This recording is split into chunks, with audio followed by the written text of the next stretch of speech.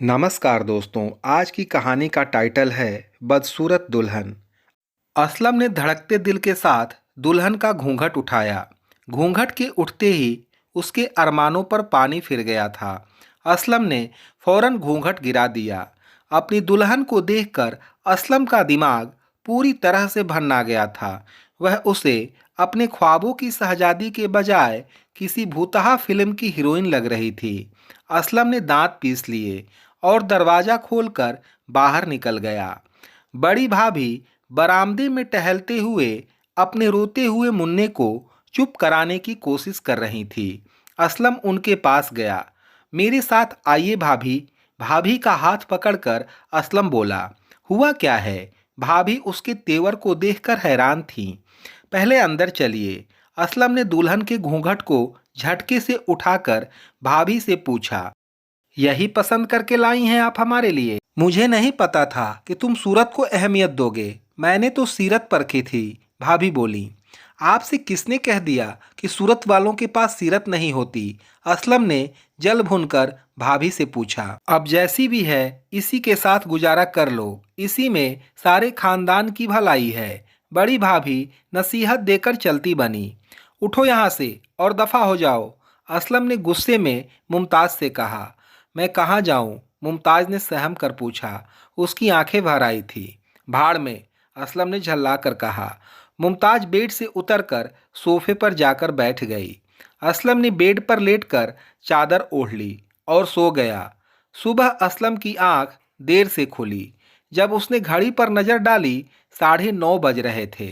मुमताज सोफे पर गठरी बनी सो रही थी। अब असलम बाथरूम में घुस गया और फ्रेश होकर कमरे से बाहर आ गया। सुबह सुबह छैला बनकर कहाँ चल दिए देवर जी? कमरे से बाहर निकलते ही छोटी भाभी ने टोक दिया। दफ्तर जा रहा हूँ। असलम ने होठ को सिकोड़ कर कहा। मगर तुमने तो 15 दिनों की छुट्टी ली थी। अब मुझे छुट्टी की ज़रूरत महसूस नहीं हो रही है। दफ्तर में भी सभी असलम को देखकर हैरान थे, मगर उसके गुस्सैल मिजाज को देखते हुए किसी ने उससे कुछ भी नहीं पूछा। शाम को जब असलम दफ्तर से घर आया तो मुमताज सजी धजी हाथ में गिलास पकड़े हुए उसके सामने खड़ी थी। मुझे प्यास नहीं है और तुम मेरे सामने मत आया करो, असलम ने बेहद ही नफरत से कहा। जी कहकर मुमताज चुपचाप सामने से हट गई। और सुनो, तुमने जो ये अपने चेहरे पर रंग रोगन किया है ना, इसे फौरन धो लो। मैं पहले ही तुमसे बहुत डरा हुआ हूँ। डराने की ज़रूरत नहीं है। हो सके तो अपना नाम भी बदल डालो। यह नाम तुम पे सूट नहीं करता। असलम ने मुमताज की बदसूरती पर ताना कसा। मुमताज चुपचाप आंसू पीते हुए कमरे से बाहर निकल गई।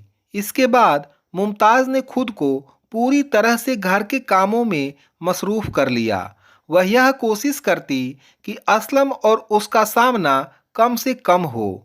अब तो दोनों भाभीियों के मजे हो गए। उन्हें मुफ्त की नौकरानी मिल गई थी।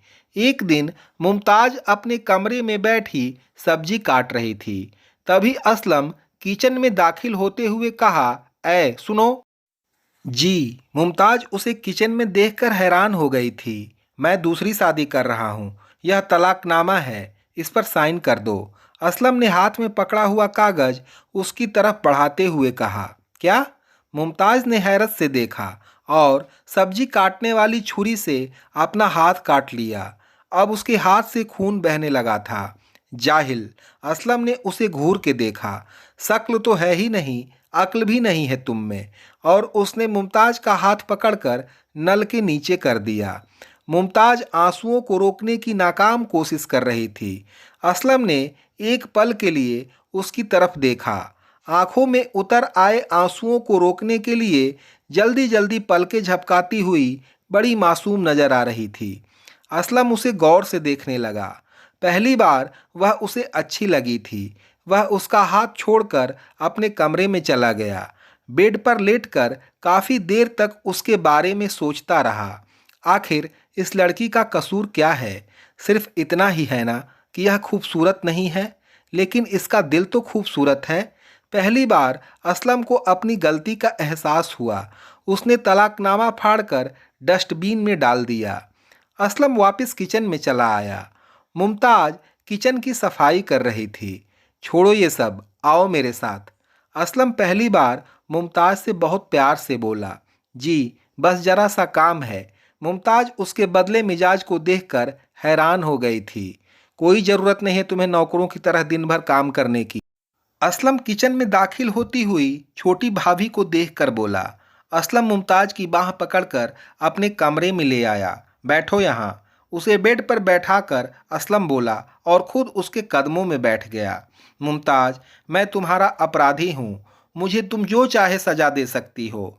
मैं खूबसूरत चेहरे का तलबगार था, मगर अब मैंने जान लिया है कि ज़िंदगी को खूबसूरत बनाने के लिए खूबसूरत चेहरे की नहीं, खूबसूरत दिल की ज़रूरत होती है। प्लीज़ मुझे माफ़ कर दो। आप मेरे शौहर हैं। माफ़ी मांगकर आप मुझे शर्मिंदा ना करें। सुबह का भूला अगर शाम को वापस आ जाए तो उसे भूला नहीं कहते, मुमताज़ बोली। थैंक्स मुमताज़, तुम बहुत अच्छी हो, असलम प्यार से बोला। अच्छे तो आप हैं जो मुझ जैसी बदसूरत लड़की को अपना रहे हैं, कहकर मुमताज़ ने हाथों से अपना चेहरा छुपा लिया और रोने लगी। पगली, आज रोने का नहीं, हंसने का दिन है। आंसुओं को अब हमेशा के लिए गुड बाय कह दो। अब मैं तुम्हें हमेशा हंसते मुस्कुराते देखना चाहता हूँ। ऐसा कहकर असलम ने मुमताज़ को सीने से लगा लिया। मुमताज़ सोचने लगी, अंधेरी रात कितनी भी लंबी क्यों ना हो, मगर उसके बाद सुबह ज़रूर होती है। दोस्तों, आपको ये कहानी कैसी लगी हमें कमेंट में ज़रूर बताइए। आपका दिन शुभ हो और मंगलमय हो, ऐसी हम कामना करते हैं।